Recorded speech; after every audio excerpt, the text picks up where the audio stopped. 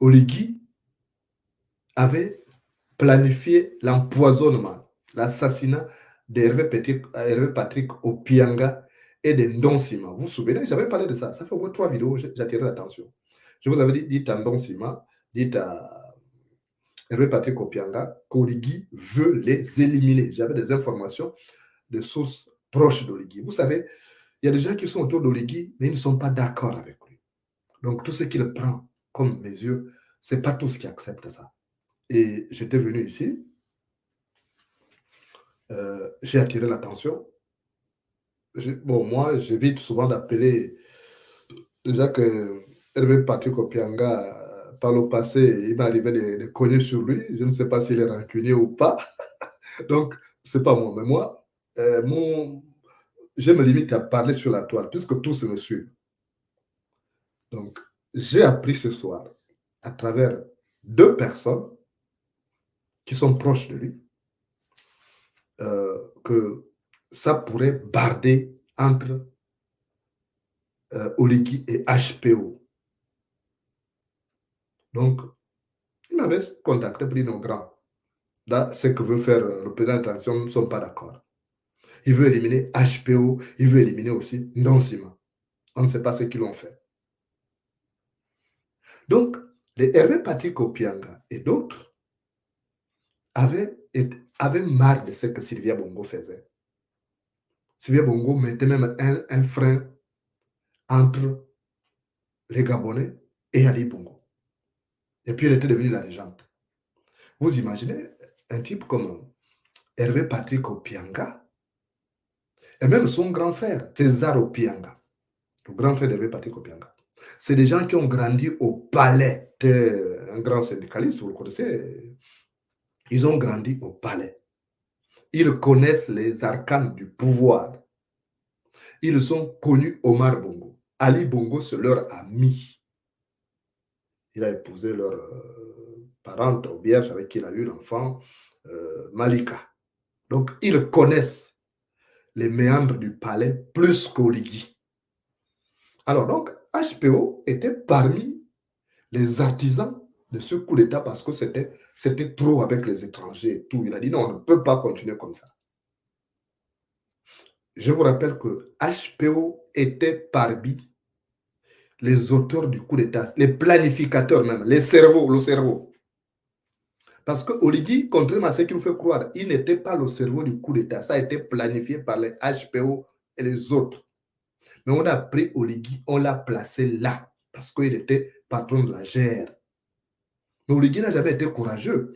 Vous avez vu qu'en 2010, lorsqu'il y avait le procès contre le général Ntoupa Lebani, projet d'atteinte à la sécurité de l'État, moi j'avais couvert ça, j'étais journaliste à l'Union, chef du service fait divers et justice. Oligui s'est couru à la barre. C'est le motif. Il est tombé, il n'est pas courageux. En fait, il bombe le torse, il compte sur les gens qui sont autour de lui. Mais lui seul, il ne peut rien, il ne peut pas. Et vous avez vu, même nous, on se posait des questions, parce que moi, je n'étais pas informé comment ça se passait. C'est au cours de mes investigations que j'ai découvert que HPO était le cerveau de cette affaire, avec d'autres pas. Donc, et au début, il était question, quand ils se sont entendus pour faire ce coup d'État, il était question que, au terme de la transition, ils rendent le pouvoir aux civils. Donc, ils étaient tombés d'accord. Donc, même les premiers discours qu'Oligui a tenus là, c'était des discours qui avaient été inspirés par ceux qui avaient fait le coup d'État. Et vous avez vu que HPO était à ses côtés. Nous, on se posait des questions, mais qu'est-ce que HPO fait là? Qu'est-ce qu'il fait aux côtés d'Oligui? On ne comprenait pas. Et quand ils ont planifié le coup d'État, c'était pour éviter les fusions de sang et puis rendre le pouvoir aux civils à la suite d'une élection transparente. Et c'est ce qu'ils ont même écrit dans le discours qu'on a fait lire à Oligui. Mon rôle, c'est de vous dire la vérité et de vous préparer à toute éventualité. Le désordre qu'Oligui est en train de faire, il est en train de pourrir le climat au Gabon. Il va transformer le Gabon en chaudron si nous n'y prenons garde. C'est pourquoi je vous préviens. J'étais en contact avec les agents de la SCG. Donc, il a reçu les agents de la SCG aujourd'hui. Il les a encore rabroués comme à son habitude. Arrogant, impoli à la limite. Alors que le problème, aujourd'hui, ce ne sont pas les agents. Le problème de la SCG est plus profond que ce qu'on pense. Donc, il dit zéro fournisseur à la SCG. Donc, vous vous souvenez que même Oligui, dans son premier discours, il a dit, nous rendrons le pouvoir aux civils. Souvenez-vous, moi, ce sont des archives. Hein. La VAR n'est pas camarade de quelqu'un. C'était ça la promesse d'Oligui sur la base de la concertation avec les HPO et les autres pour que la paix règne au Gabon. Il n'était pas question qu'Oligui s'accroche au pouvoir. Et même quand il y a eu des Pascaline Bongo et autres, c'était pour que le pouvoir soit rendu aux civils. Maintenant, Oligui est arrivé au pouvoir. Il ne respecte plus la parole de ceux avec qui il a fait le coup d'État. Il ne respecte plus la parole. Donc, Oligui préfère traiter avec les étrangers. Lui qui disait avoir libéré le Gabon, il préfère traiter avec les étrangers que de traiter avec les opérateurs nationaux. L'actualité en ce moment-là, c'est cette guerre que Oligui a déclenchée contre Hervé Patrick Opianga. Vous le savez vous-même, ni l'un ni l'autre n'est mon pote. Mais moi, en tant que leader d'opinion, en tant que journaliste, en tant qu'analyste politique, et même en tant que leader politique, je vous dois la vérité sur beaucoup des faits qui se passent au Gabon pour vous préparer. Premier problème avec HPO. Je vous parle là des informations que j'ai pu recueillir à l'intérieur du système. C'est dommage qu'HPO ne peut pas parler. Il n'aime pas parler. Mais j'ai appris.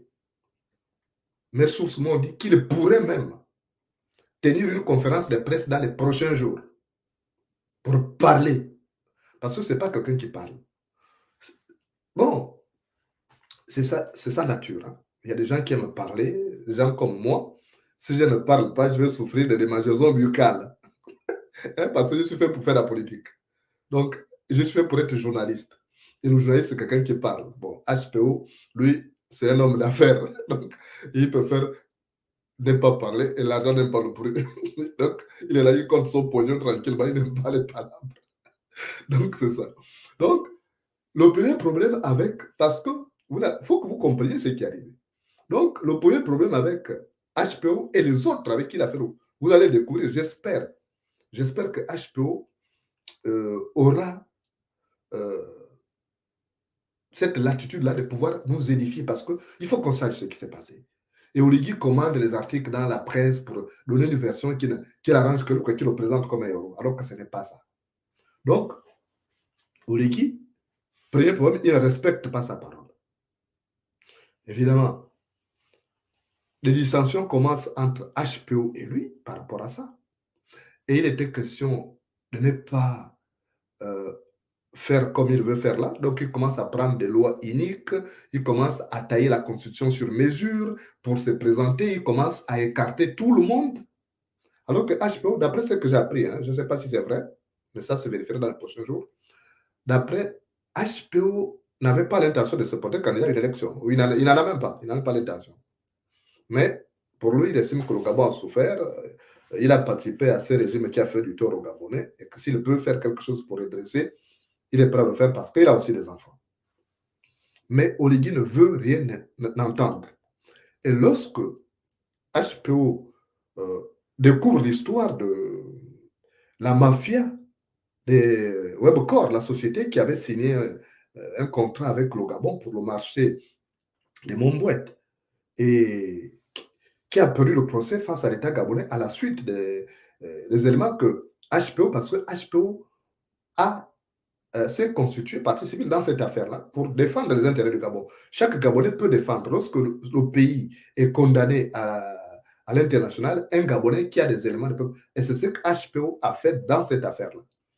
Il ne pouvait pas comprendre que l'État gabonais perde le procès alors qu'il avait des éléments. Il a fait appel à la Cour d'appel de Paris pour dire que non, cette affaire-là, c'est une affaire mafieuse. Il y a eu la surfacturation, il y a eu la concussion, il y a eu la corruption, ça. Et L'État gabonais a donc gagné le procès. Il était hors de question de payer 70 milliards à cette société qu'on appelle Webcor.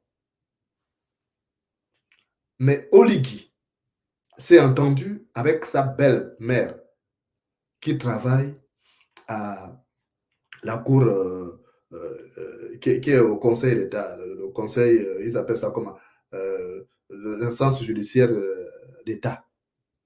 Donc, les agents judiciaires de l'État.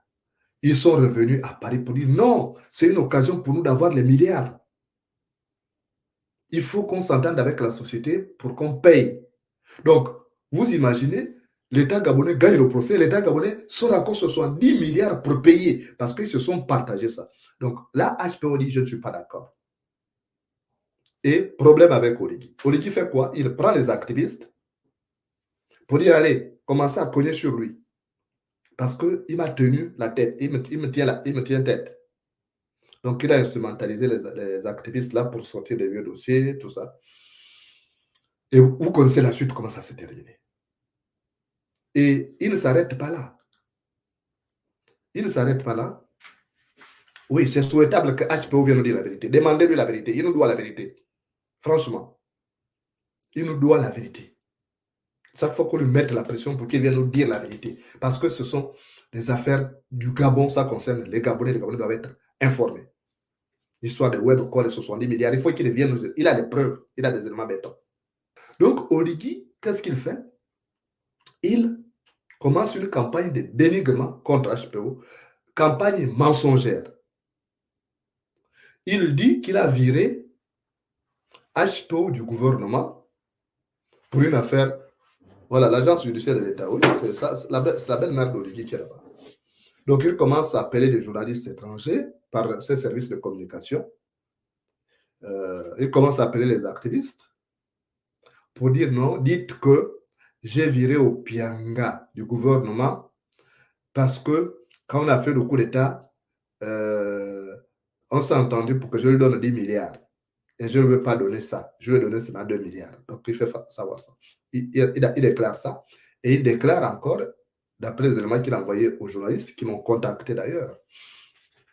Et il dit, deuxième chose, que HPO serait parti nuitamment à la prison centrale de Libreville pour aller rencontrer Sylvia Noureddine pour préparer peut-être un coup d'État et autres, et qu'il aurait voyagé aussi, aller à l'étranger sans lui dire.